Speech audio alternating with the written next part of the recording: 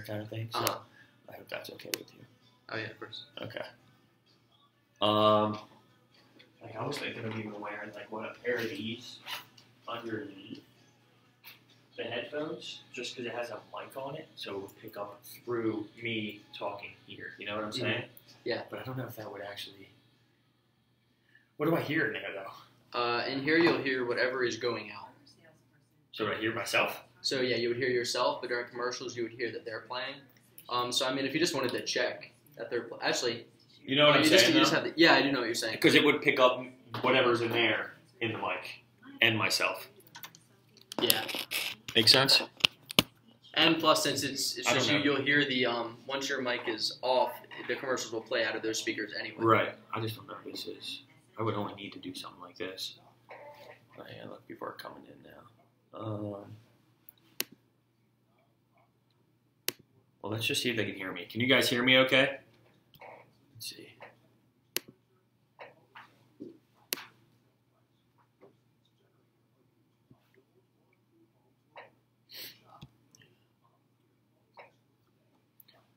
Yeah? Alright, hear me okay. Okay, alright. Yes. I guess we don't need this then.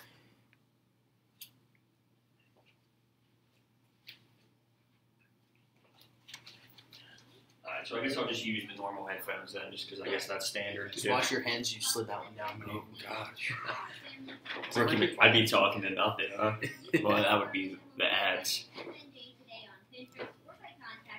Yeah. So once it starts, so you'll hear John's voice for that thing, and the legal disclaimer also. And then as soon as the legal disclaimer starts playing, you have 13 seconds to, or not that. So should I let this 4-minute song and 30-second play though? Because then we're going to be in with 10 minutes and like 2 minutes, or 10:02. You know what I'm saying? Yeah, I mean it's. I don't know. I mean honestly, you could Just fade start. you could fade the song and then click on the next thing and put it back really quickly. I've had to do that. I don't know if you want to do it on that. Yeah, I don't know. I honestly might just- just start it early kind of thing if it's, or is that not allowed to happen? What time is? Where are these other things going to put us? Yeah, it's not very long. Are we on the blue or are we on the green? We're on the blue right now. Okay, so there's- 30 seconds. So you have like a minute if you want to do it that way. Yeah, I'll rather do it that way than wait.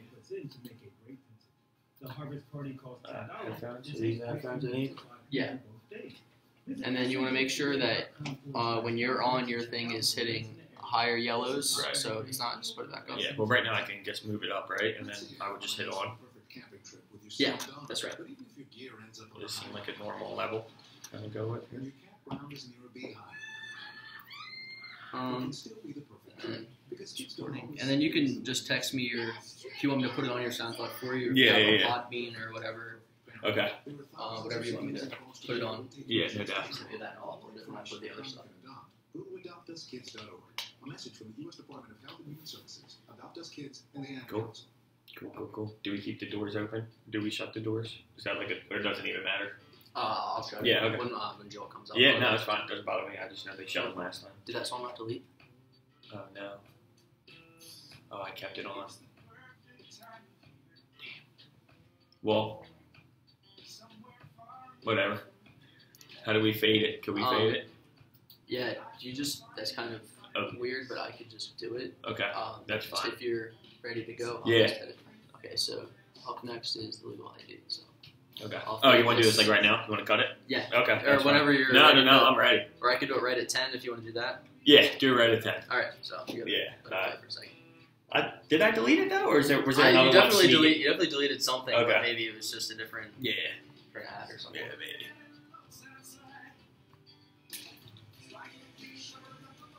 Just so it sees more battery. It's time to break this down. So, yeah, while we're in legal disclaimer, just click automation mode so that it won't play the next thing, Correct. and then you're good to go as soon as you Okay. turn your mic on. Because you don't even have to turn DJ beat off Yeah, you if keep there's that nothing on. playing. Right. So you could just leave it up and on, Right. and it doesn't matter.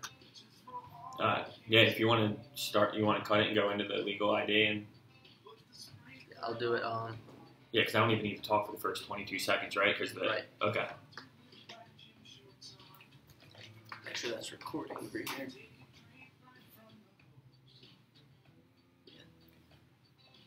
Ready? Yeah, ready.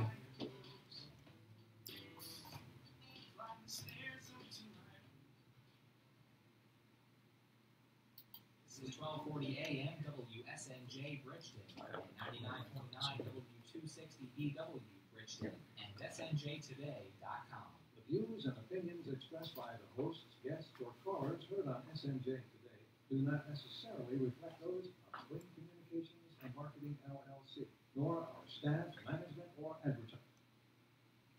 What is going on, everybody? Welcome to Sports Talk with Broads. We are live here on the radio for the first time. This is outstanding stuff. What I want to talk about today is give a little background information. I am a die-hard sports fan. I love the Philadelphia sports. That is what we're all about.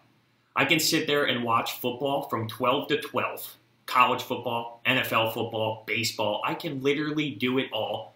And I just love my sports. Today on this show, what we are going to talk about is we have local sports from South Jersey. We have college sports, Rowan, Villanova, Temple. And of course, we had a unique Thursday night football game, which includes the Philadelphia Eagles, the Super Bowl champions, took the field against the Atlanta Falcons. And it was a gritty win. It was a gritty, grindy win from this football team. We're going to talk local. We're also going to talk the Eagles. I have to do the Eagles. It just has to be done. It has to be done. 18-12. This defense was absolutely outstanding. I have some players that excited me. I have some players that were just average, but guess what? They got the job done. And then there were a few, we need to pick it up. So let's start with this. The entire defense. This defense is amazing. It's the best defense I've ever seen.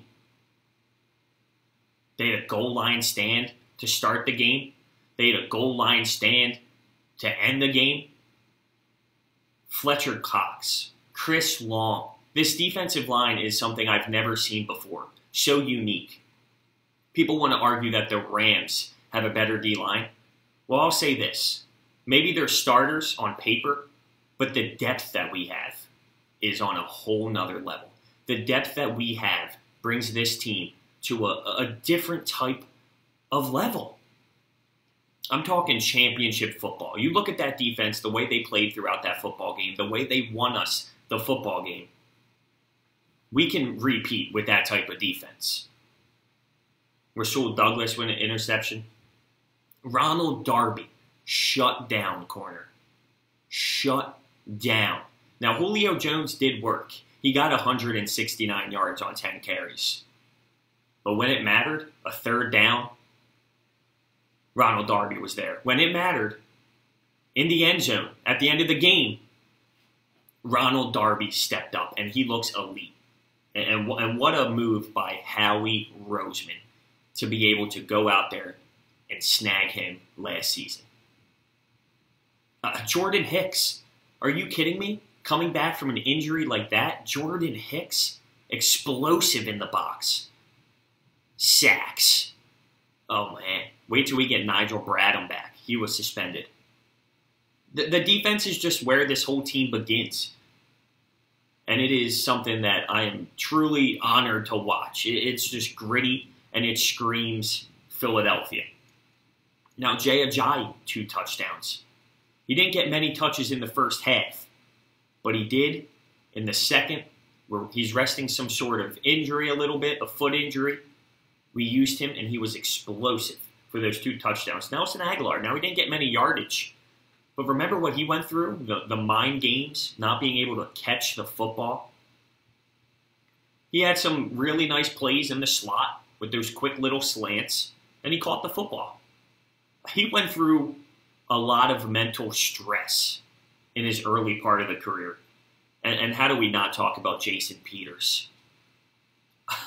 He hasn't played in, 10 months? He goes out there and manhandles every single person who tries to come after Nick Foles. Are you kidding me? Hall of Fame is an understatement on what this guy can do. He's an animal. If he can stay healthy, just wow. We were criticizing Vaitai in preseason. How are we going to do this? How did he go from where he was in the Super Bowl to this? Well, it doesn't matter when we have Jason Peters out there just being an absolute beast. So those are the people who excited me. The defense as a whole, Jay Ajayi, Nelson Aguilar, Ronald Darby, Jordan Hicks, Fletcher Cox, Chris Long.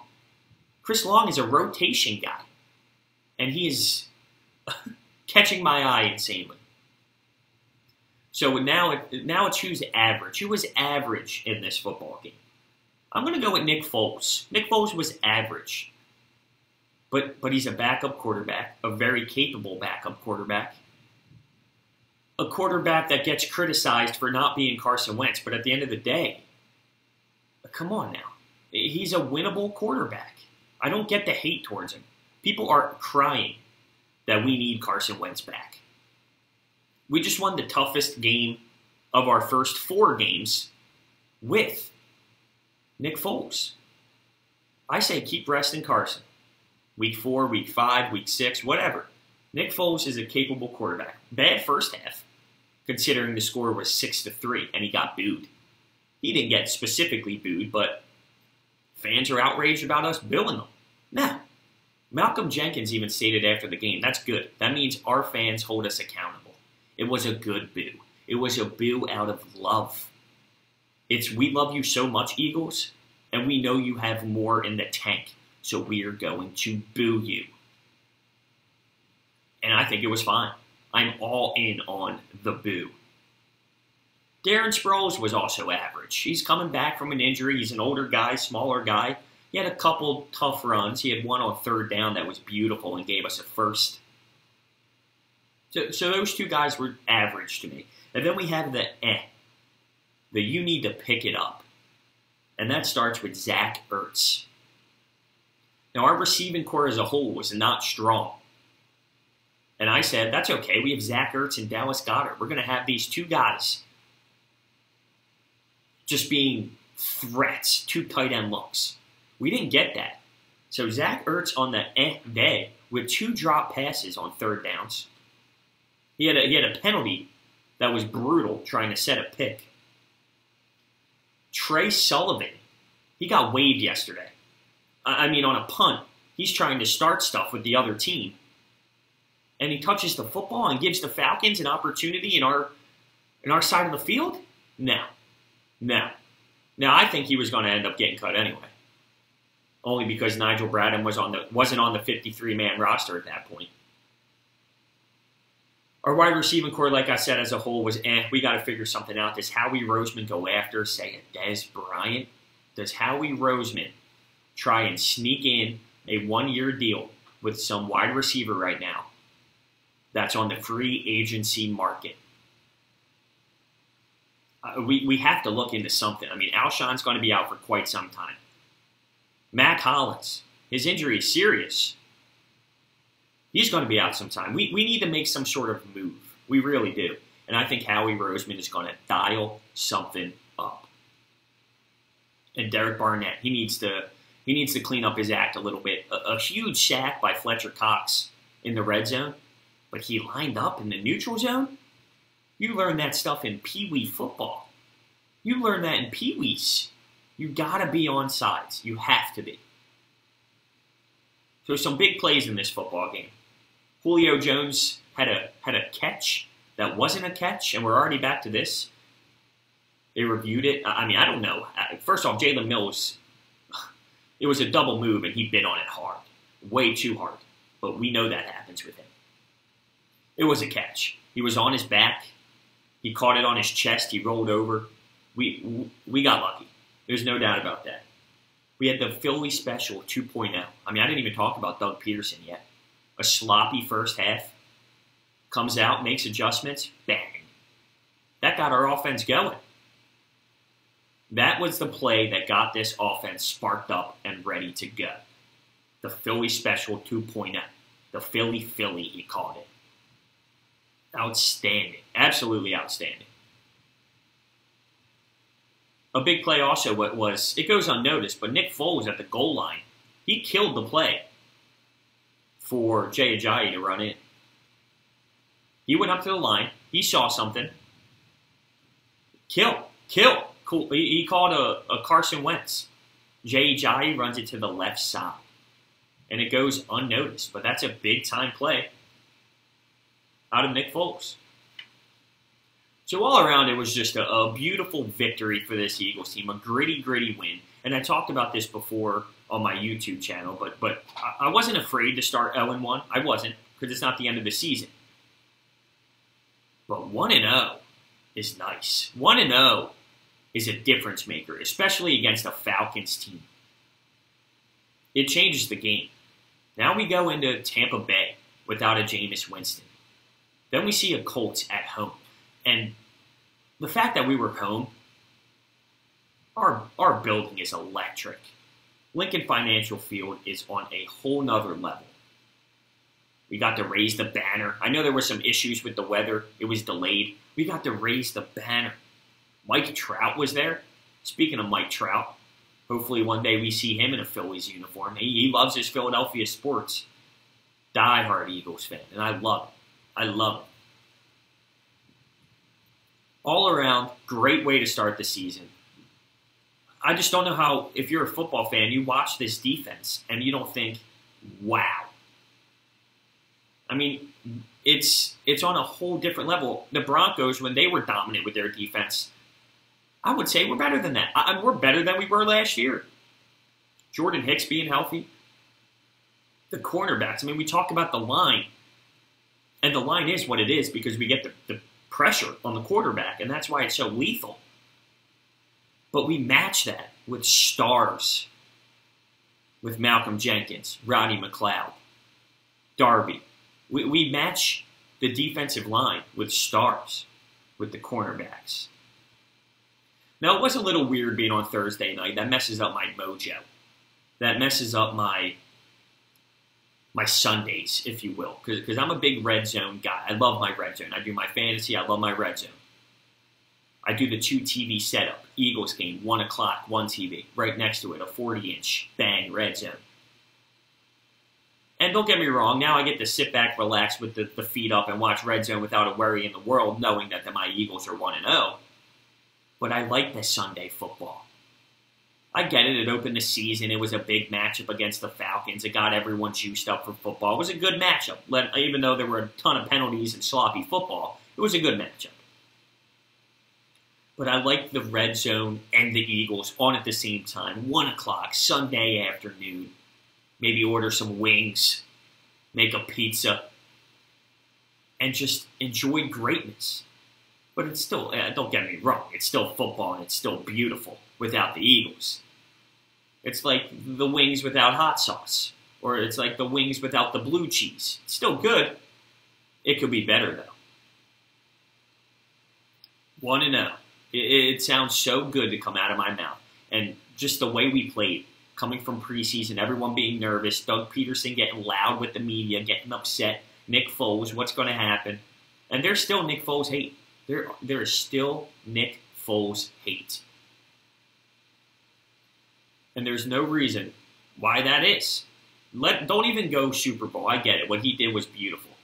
And if you think about it, he's due for a loss one of these times. But to say he can't go out there and be manageable isn't fair. Look at the wide receiver core that we're playing with right now. Without Alshon, without Matt Collins. Mike Wallace has not produced the way we needed him to. Gibson, Carter, and Nelson Aguilar was the only one that, for me, is interesting. Everyone else, it's, what do we have out there? So to get on him, and when Ertz is dropping passes, I mean, I thought his second half, he had some nice passes that Ertz should have came down with on first down. And he dropped them. So he doesn't have the weapons. And the run game wasn't there early, and that's why he struggled. But what happens when the run game opens up and those RPOs come out and he has time in the pocket? He can win us football games. So I get it. I do get it. He's not Carson Wentz. But you look at what we have coming up here, and if we can win a game against the Falcons, we should rest Carson until we really need to. And I think that's about week 4, week 5. And I'm comfortable to say we can be okay without him for that time. Don't misunderstand me. I'm not saying Nick Foles is the answer. I'm not saying Nick Foles is going to be it if he keeps winning. No, we know the franchise quarterback. Carson knows what the game plan is. Doug knows. Nick Foles knows. So there it is. A big Eagles win. 18-12. I love it. I love it. I was screaming at the top of my lungs after that victory. It tastes so good. It really did. There's something special about this team. This is a different Eagles team. This is the best era of Eagles football we are about to witness. So sit back and relax and enjoy it. Because there's something different. I don't know what it is, but when you're watching the game, you know we're not going to lose this game. We're going to find a way to win. Doug Peterson, something about this guy. Who would have ever thought? We were calling 7-9, 8-8, 9-7 when he first came in. To a Super Bowl champ, to someone we trust insanely. Now, some credit obviously goes to Jim Schwartz, and I know he's going to end up getting a coaching job at some point. He is, a head coaching job. But right now, we got him, and we need to roll with it. So I don't even want to think about that right now. I don't want to go there. But this coaching staff is top tier. The adjustments he makes at halftime. This isn't Andy Reid we're sitting here with. This is not Andy Reid. This is not terrible clock management. This is not take one shot down the field. This is not, oh, the running game's not working, let's not pound the ball. This is Doug Peterson. This is a different style of football. And it's the best era we are going to watch. I see this team winning 11 games. You know, what we did last year was special. You got to realize that the type of schedule we have this season. We're playing tougher opponents. We have to go to the Saints. We had the Vikings, although that's going to be fun. 11 wins, 11-5 in that area. Might be tough to get home field advantage again, but this football team is special. And I have faith that they'll be able to go out there and provide us entertaining, hard-working football week in and week out, which is amazing to say. I remember the bad times, the Chip Kelly era. Oh, man, remember that?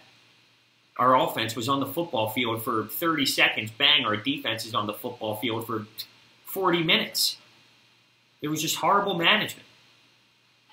So to be able to get this is just a whole nother special ride that I'm about to go on as a diehard Philadelphia Eagles fan. And it makes me tear up. It does. It gives me a little soft spot. I was sweating a little bit, don't get me wrong. Sweating, watching that last play.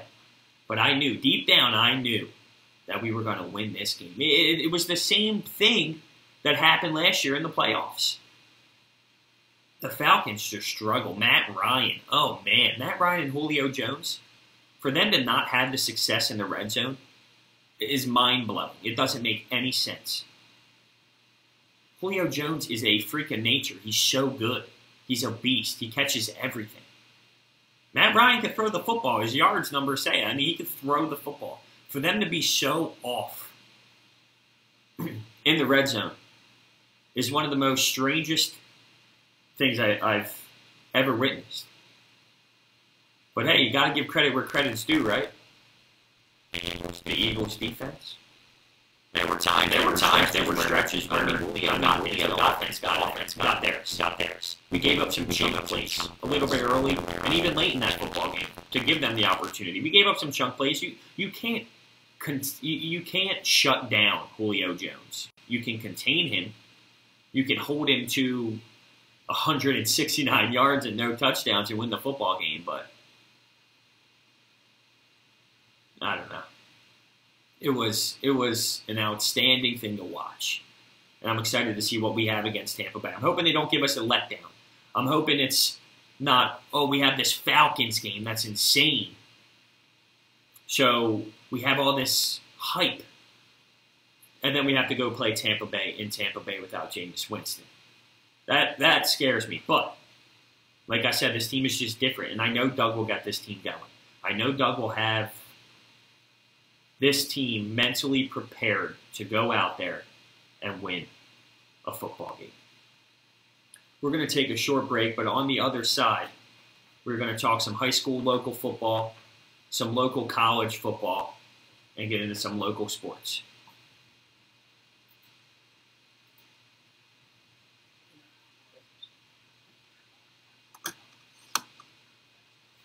Are we okay? Are we not okay? Was that a little low, a little high? That's fine. Okay. Yeah, I was listening to it through the headphones. You to ensure you're getting the best deal. Okay, we'll do it that way. It's off. Okay. All I right, was so, trying to figure out why it was so quiet. I Okay. realized that. was everything okay there? Were we Yeah, it was all right? good, yeah. Okay. Yeah, I would recommend always using the headphones just because Okay. when you're the only one here, you're the only one who knows if it's going on or not. You Right, don't have right, any right. other way except feeling it. Yeah. So Okay. All right. Yeah, I was just nervous. I was looking at this, and I didn't know if this needed to get to the yellow or if it was these lines I got to get to. just the ones up here. I'm not Okay. really sure 'Cause why that's- they're like separate. At some point, they were hitting red because I thought this needed to get there. So, but we'll be all right.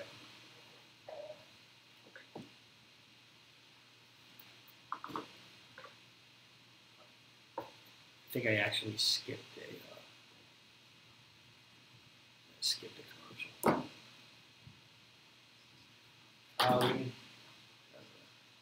I think I like started it late because I like started it underneath the one. I could be wrong though. So I'm going to pet of the week. Okay. Yeah. So when the zone starts playing, you'll click the red Yeah. button, and then if one didn't play, it should not turn red. So then you can see it, and if it Oh, then we're good then. which one? I thought I skipped Orbit Energy, but I guess I didn't.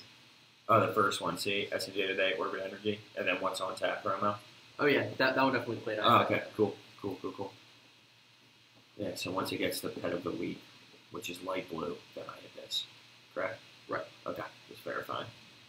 And then I want to not hit. Oh, never mind. It's just a little promo anyway, even if I do play it. Exactly. That's the good thing about what you did is even if that stuff does play, It's 5 seconds long, yeah. it's coming down out there. I didn't see rain forecast at all. Yeah, I know. Crazy.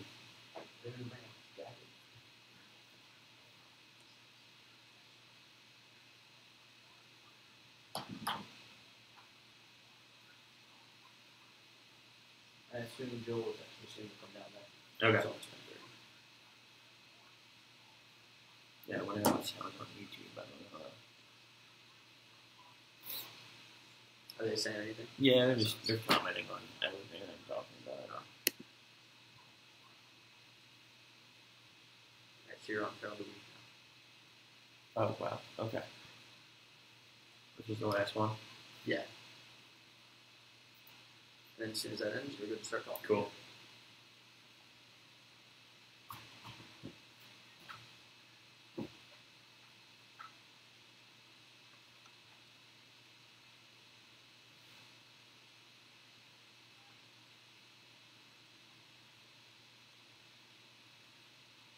Welcome back, everyone, to Sports Talk with Broach. We just dissected the Eagles game, Game 1, which, was beautiful in all of its glory.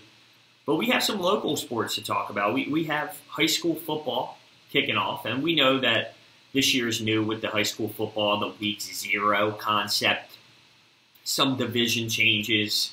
You have the Western Football League, so there's some changes involved with the high school league. So some teams have 2 games under their belt. Some teams have 1. And then yesterday with the huge storm that we had, games were postponed, rescheduled to today. So a little bit of some funk going on with the scheduling of high school football. 2 games actually started in action with Cedar Creek and Camden and Pemberton and Cinnaminson. Both games were at 2-0, which is an interesting football score at the time.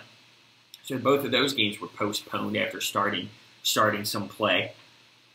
But let's take a look at some of the statistics, some scores of some post games that did happen. In the Continental Conference, after falling in Game 1, you have Vineland beating Atlantic City 21-0 in divisional play.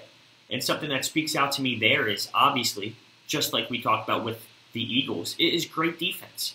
When you're out there in any football league, but in particular Vineland, giving up 0 points, you're going to give yourself, obviously, a great chance to win a football game. And that's exactly what they did. They also had strong running back play.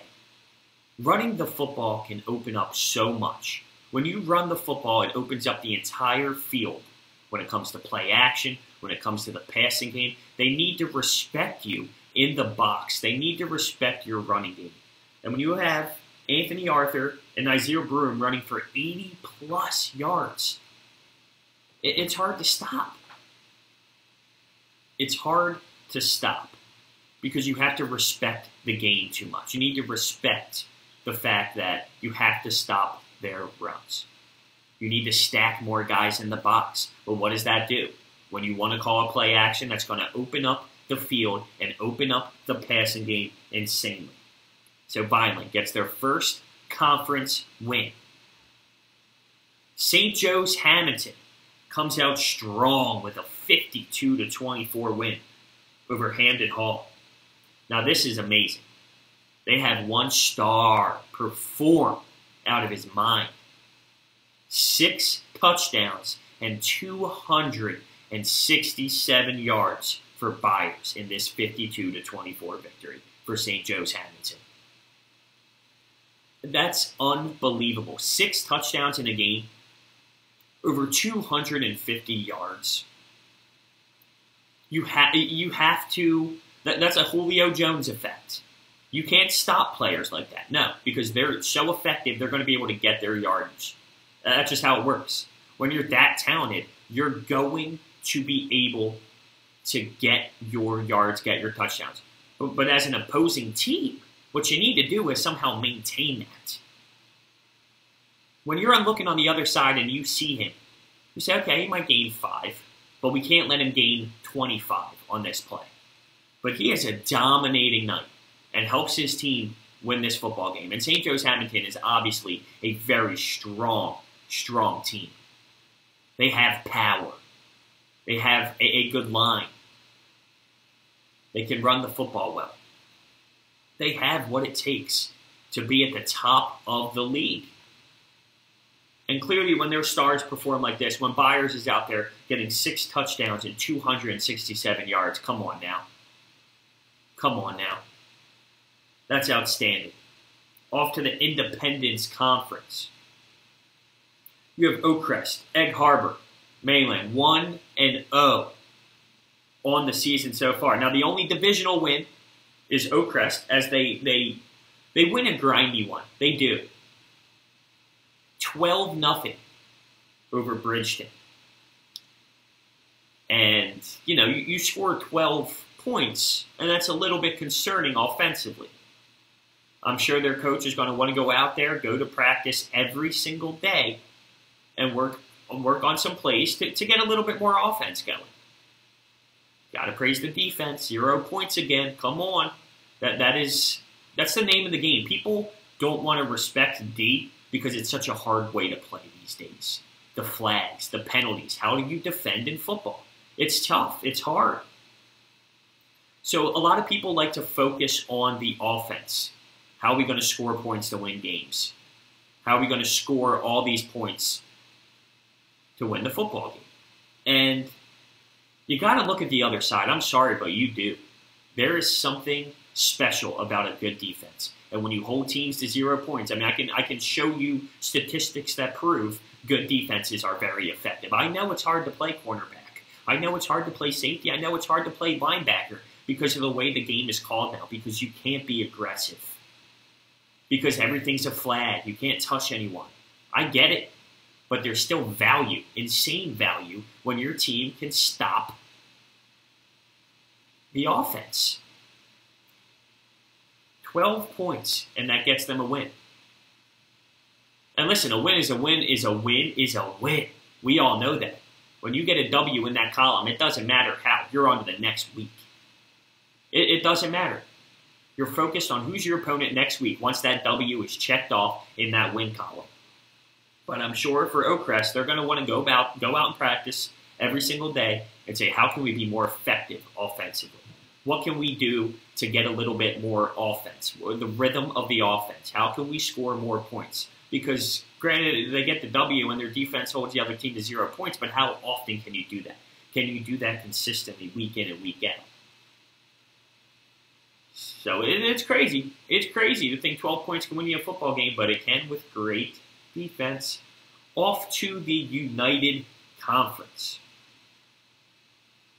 Middle Township, Buena, 1-0 overall. Gloucester Catholic and Pleasantville taking week 1 losses. And I am a Gloucester Catholic alum, so to see them take a week 1 loss, it hurts home. It hits home and hurts a little bit. I remember those days, Gloucester City, big rivalry, Thanksgiving Day games, going out and supporting the maroon and gold. Some throwback moments right there. So it hurts to see Gloucester Catholic not be able to get it done. Buena scoring 40 on Haddon Township. And guess what? Only allowing 0 points. So it's the name of the game. I'm giving you 3 scenarios right now where defense is dominating. Do I have to talk about it anymore? I feel like I don't. We get it. Defense wins football games. When you give up 0 points, you win football games. The American Conference, St. Augustine, 1-1 after 2 weeks. They're 1-0 in conference with a 30-6 win over Lenape. They lost to a team out in PA, and Lenape is now 0-2 on this season. And what I respect out of these high school athletes, I was a high school athlete at one point, even a little bit in college, playing ice hockey, and I played ice hockey at Gloucester Catholic and a little bit of NCAA down in Maryland. And I get it. I get the tough wake-ups. I understand waking up early as a high school student, having to go to practice 5 in the morning, and then having to sit in class all day, get your schoolwork done. Some of these players still studying their playbooks, doing their homework late at night. It's not an easy thing to do. It's not. It's a lot of time management. So I sit here and respect all of these players going out there and doing what they love to do. 5 and the alarm goes off at 4:45. You ask yourself, why am I doing this? Well, it's because you love it. You love it. And it's a grind.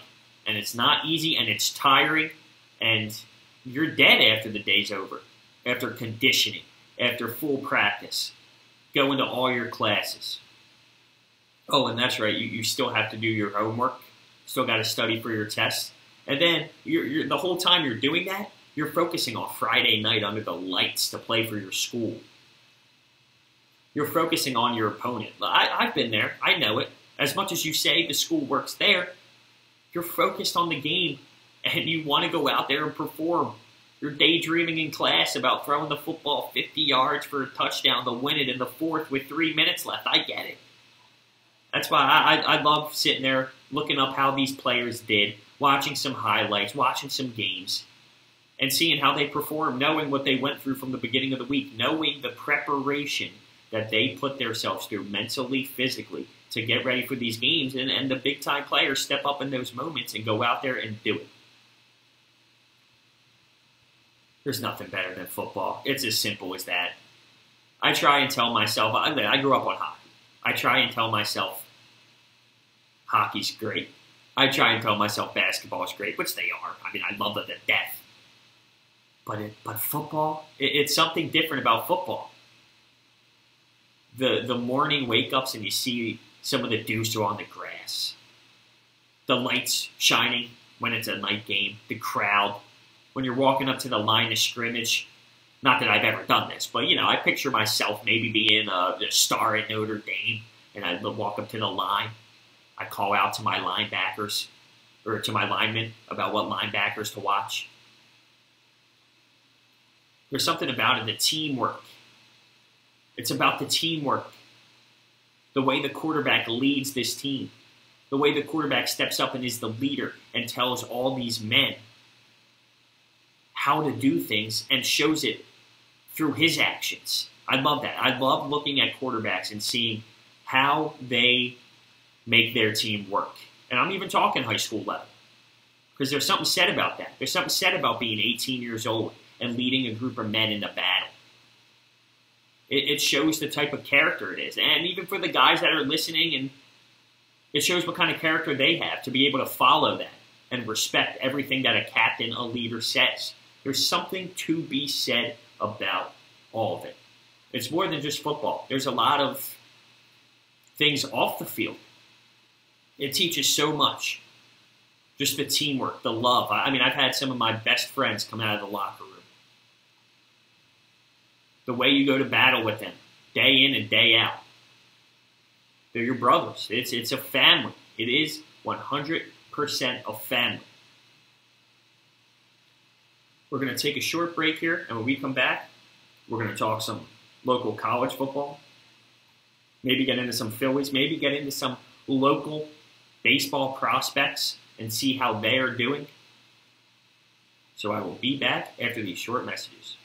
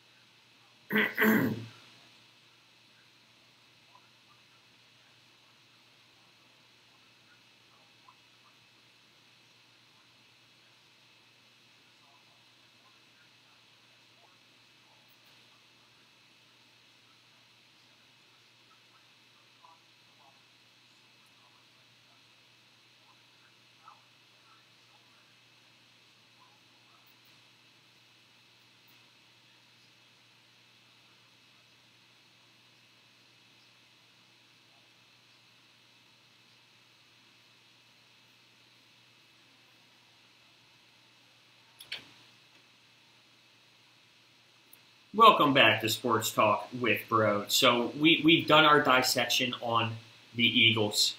We've talked about local sports. We talked about the high school levels, the rain delays, the conferences, some scores. And we're going to move on to some local college ball. We have Rowan University right in our backyard, and they've got a nice program going over there. They have a nice stadium. And they've had a thriller in week 1. Against Widener. They are now 1-0 on the season. They win in double overtime in 41-34 fashion. And they ran the football. I mean, you have 2 running backs going for a total of 277 yards. Messiah Devine, 10 carries, 100 yards, 1 touchdown, 1 for 80 yards. Their other back, 24 carries, 177 yards. To win the football game, a 4-yard run, and just punches it in. And they're on to Southern Virginia next. But that's a big-time win. Rowan is a very respectable organization at their level. And they can bring in some talent. And to win a thriller like that, those are some good times. The locker room that day, after a big-time win, double overtime, going to battle. That's outstanding work out of Rowan. I love it. I love their program. They really do have a lot of talent on that team. And they should be able to do very good things this season. They should be able to win football games. They have the talent to do so. They have a great head coach to do so. I think their defense is good. I think they have good coordinators. They clearly can run the football. And that's a great start to every single offense, is a great running game. What else did we have locally? Well, Temple and Villanova actually faced off against each other in week 1. Nova with the big-time upset. And this is an upset, not any reason other than it's just FBS versus FCS. The talent's there. I mean, there's no doubt in my mind the talent is there on Villanova. The difference is the amount of scholarships you can offer and just things like that. But talent, no doubt, was there. And you can see, I mean, Nova, lefty quarterback, which is awesome to see. Reminds me of a Michael Vick. 254 yards, 3 touchdowns in the 19-17 win. Villanova's defense playing phenomenal. Forbes, he runs for 111 yards. Nova outcompeted them all game, honestly. I mean, Temple's a huge, big-time program. They had college game day here against Notre Dame in Philadelphia a few years back. They are a very respected, huge organization, a big-time school. So for Nova, a smaller school, air quotes, when it comes to football, you know, that's a big-time win. I actually had an opportunity when I interned at SNJ Today with Mike Frankel to go to Villanova's open practice in Ocean City. And I was very impressed. I mean, I'd never seen them play. I was right on the field. I watched these linemen. I watched them do real practices, real plays. And I was insanely impressed. Jay Wright was actually there, which was so cool to see. A little fanboy action there. Jay Wright in the building. Love that basketball team. But I digress. We're here for football. These guys were huge. I couldn't imagine going up against that line. But they did their job, man. They did their job. I got to see a full-on, real live practice. I got to see them work on their red zone, work on their field goal, work on all kinds of real game issues. And they got it done. I was so impressed. It was cool since I just watched them prepare for Temple. It was awesome to watch the game because it felt like I had a little bit of background on it, watching them do the preparation, watching them run specific plays. And Temple, you know, they got to bounce back. They need to bounce back. They go up against a Buffalo team at the Link today, while Nova goes to Lehigh. But Buffalo's a good team, so Temple needs to have a big-time bounce-back game. I don't know if they looked at Villanova as not a threat. Well, that was the wrong thing to do because Nova out-competed them. When it comes to work ethic, obviously, that's something we've all learned. You can control your work ethic. That's something that is a mindset. You know, if you go out there and compete, and both teams are at 150%, and you lose a heartbreaking fashion, you live with that. And listen, I'm not saying Temple didn't work hard. But when you get out-competed, it's hard to live through. It's hard to go in the locker room at the end of the day and look yourself in the mirror and say, I didn't give it everything today. I didn't give it everything. And I know that Temple has more because I've seen them perform. I know what type of talent they have. I know their head coach is very successful. I know they have the type of qualities to win at this level and win that division. So, obviously, college football, Saturday, some big matchups on the day today. Just running through some major ones. At Georgia, South Carolina, that's a 3-24 matchup. Clemson, number 2 in the country. We all know them. They go to the national championship, it seems, every year. Plays Texas A&M, and that's Jimbo Fisher's new squad. USC and Stanford, that's 17-10. And listen, it's not just ranked matchups that are great, and that goes at the high school level, too. The best game on the market last weekend was Penn State versus Appalachian State. And nobody knows who App State is. Nobody. So just because a powerhouse is playing a nobody at any level, it doesn't mean that they can't go out there and win. And you'll see that throughout this high school football season. You will. You will see a matchup where people are going to say, oh, there's no way that's worth going to, or there's no way that one team is going to win. Just watch. The upsets are coming. The upsets are coming. I always compare it to this. This is a weird sports season. The Eagles won the Super Bowl. I know that's the new norm now, but the Eagles win the Super Bowl, underdogs. The Washington Capitals, they'll never be able to do it. That's what everyone says. They'll never be able to do it. They win the Stanley Cup. It's the year of strange things happening when it comes to sports. So when it is a top dog versus a team that struggled over the last few high school seasons, don't be afraid to look at that team and say, tonight's the night, or today is the day, or this afternoon is the time. where the underdog will beat the top team. I mean, it happens all the time. It really does. You can run through that college football schedule. There's always that game where one team somehow loses, that ranked opponent, that top 10 team in the league loses to the 0-4 squad at that point. It's wild. So there we are with football. We went heavy on football, and that's fine. It's football season. It's just kicking off. It's Saturday. We had a Thursday night football game, which was an Eagles game, so it was a little bit more friendly for today. College football, obviously, with the local side of it. You have high school football on Fridays and Saturdays, so we're going heavy. But there is still some baseball to talk about. We have a local prospect from St. Augustine, Zach Warren, who plays for the Phillies organization, actually, the Lakewood Blue Claws. And he was minor league pitcher of the month. So congratulations to him coming out of St. Augustine. I've kept my eye on him. See, when I interned here, what I did was I had a minor league minute. So every week I would keep up on these prospects, look at where they're playing, see if they got promoted, look at their stats, their ERA, their wins and losses, batting average. See if they're coming out of their bullpen, looking at the save opportunities. And now that that's all over with, I still like to do it. I'm interested to see how are these players that I've watched all throughout the summer. And I follow the Phillies Twitter, and I saw that pop up yesterday. I'm like, wow, how about that? Small world. And that's awesome. I mean, listen, as a Phillies fan, it's even better, right?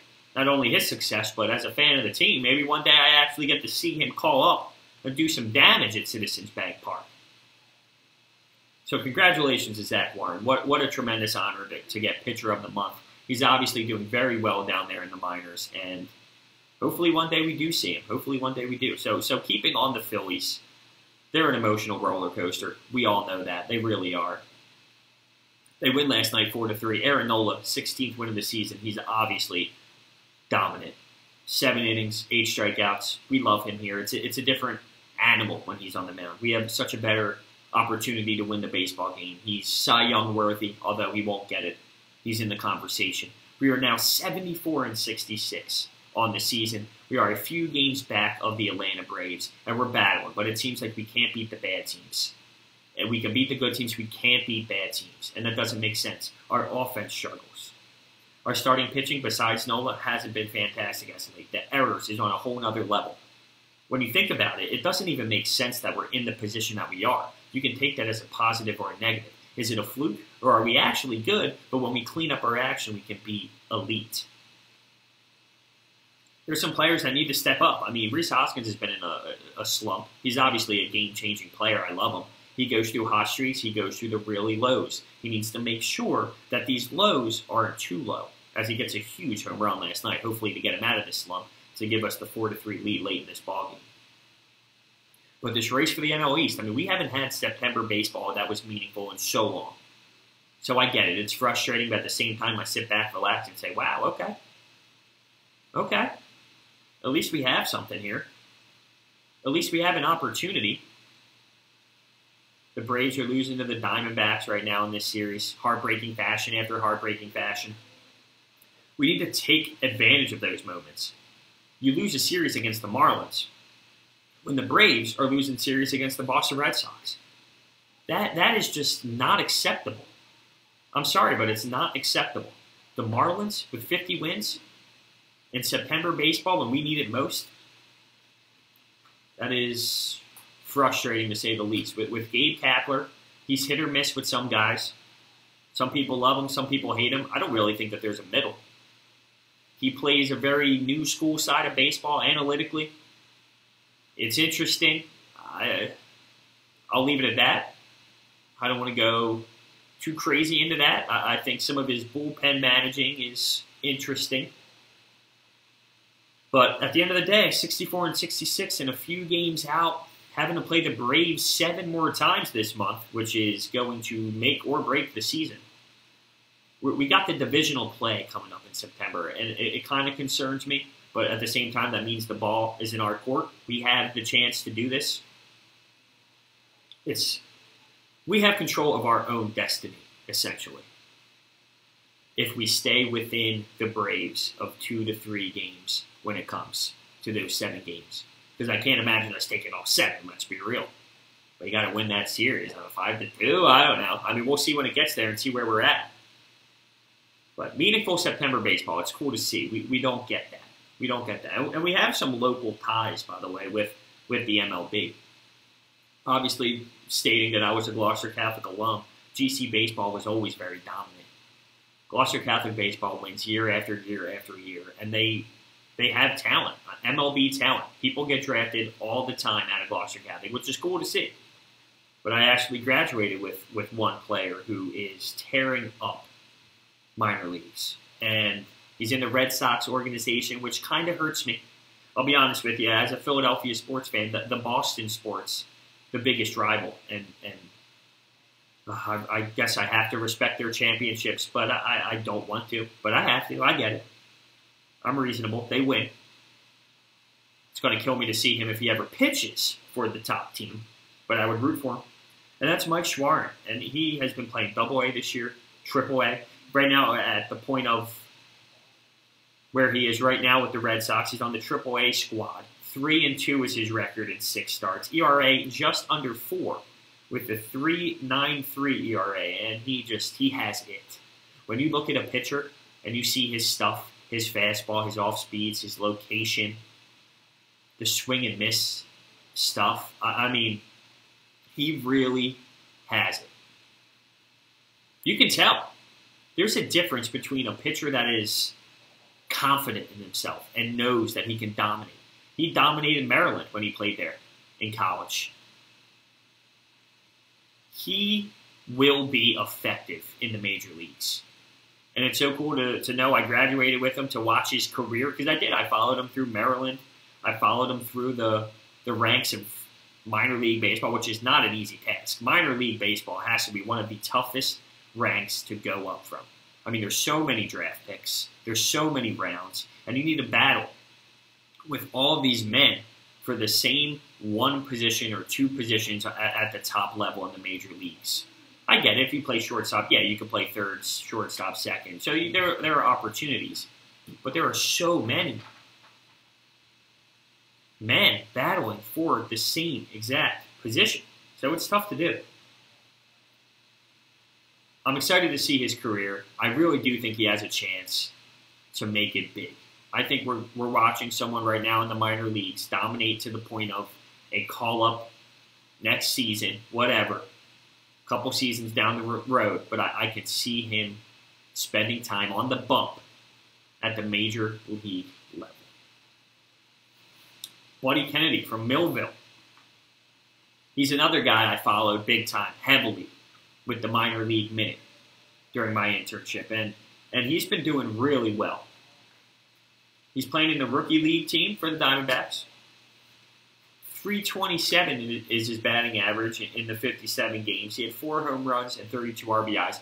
Not the best power bat, but very effective when it comes to hitting the baseball. And small ball is a thing. I know analytically in the new stage of baseball, they tell you different. They tell you it's all about the power. It's all about the home run hitting. I disagree. I think there's value in small ball. I think there's value in being able to hit the baseball, but not over the fence every time. You still get to knock runs in. You still get to play effective baseball where men are hit and running and moving the bases, moving guys over on bases with a single to right. Why is that not effective? Tell me. Because that's ridiculous. It is effective.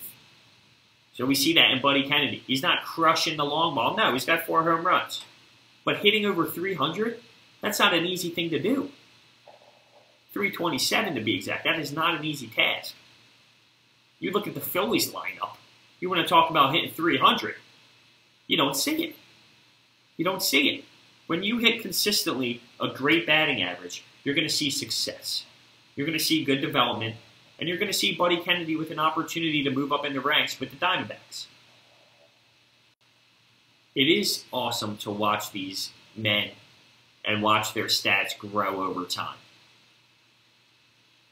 The name's slipping me off the top of my head right now, but there was one man in the Mariners organization, and he kept moving along from South Jersey, from the area. And every week I checked another home run. Every week I checked a triple, a 2 doubles, 5 RBIs. Gets called up. And it's cool to watch them dial it in. Because you know it's a grind out there in those leagues. And they got to focus. If they want to reach their ultimate goal, they're out there every single day hitting batting practice. Every day taking ground balls, pop flies, working on their pitching, working on their location. They're out there every day doing what they can to prove to the organization that selected them that they can make the next jump. And it's hard. It's not easy. It's long seasons. Now, with minor leagues, obviously, in affiliates, it changes based off of short seasons, long seasons. You got short A seasons, long seasons that are 100-plus games. Some are 30, some are 50. It really does have some variety to it. But it's draining to be going to different cities every night. You play every night for periods of time. And you got to compete. You need to compete and battle it out with not only your teammates who you love and respect, and you're battling it out with all the other leagues. But I'm excited. I'm definitely excited for these 3 that I named today. And we'll go over different guys every week. But Zach Warren from St. Augustine. I want to see him in a Phillies uniform. I want to see him in Citizens Bank Park on the mound. After Nola has a debut like that, oh, who's pitching the next night? Oh, Zach Warren is.